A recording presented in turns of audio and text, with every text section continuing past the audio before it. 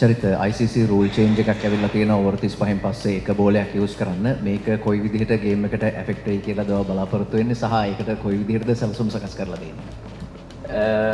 මුලින්ම කියනවා ඒ රූල් එකට අපිත් අලුත් තාම ඉතින් අපිත් තාම සැලසුම් හදා ගනිමින් යන්නේ මොකද්ද කරන්න ඕන මොකද්ද වෙන්න ඕන කියන එක. ඉතින් මං හිතන්නේ වේග පන්දු යවන්නන්ට යම්කිසි වාසියක් ලබා දෙන්න තමයි රූල් එක ගේන්නේ නැත්තේ පන්දු වාර 34න් පස්සේ එක බෝලයක් යූස් කරන එක. ඉතින් සමහර වෙලාවට කියන්න බෑ අපිට අපි ක්‍රීඩකයන් වශයෙන් මං හිතන්නේ බෝල දෙක දෙවිදියකට හදාගන්න සිද්ධ වෙනවා අපිට 34 තීරණය කරන්න මොන බෝලෙන්ද යන්නේ කියලා. ඉතින් ඒක අපිටත් අලුත්.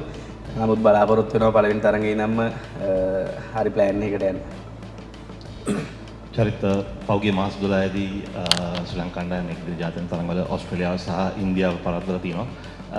සහ ඔබ දැන් මේ වෙන විට ලෝකයේ ශ්‍රේණිගත කිරීම වලින් අංක 4 ඉන්නේ. මේ දේවල් වලින් ඔබ කොතරම් සෑහීමකට පත් වෙනවද සහ ඉදිරිය කොහොමද ඔබ දකින්නේ? තාම සෑහීමකට පත් වෙන්න බෑ.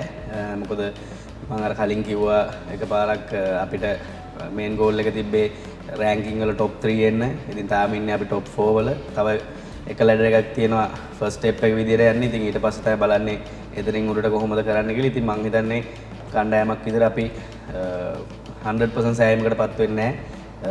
පහුගිය පර්ෆෝමන්ස් ගැන අපි ගොඩක් කන්ෆිඩන්ට්. නමුත් තව ගොඩක් ඉස්සරහට යන්න තියෙනවා කියලා තමයි බලාපොරොත්තු වෙන්නේ.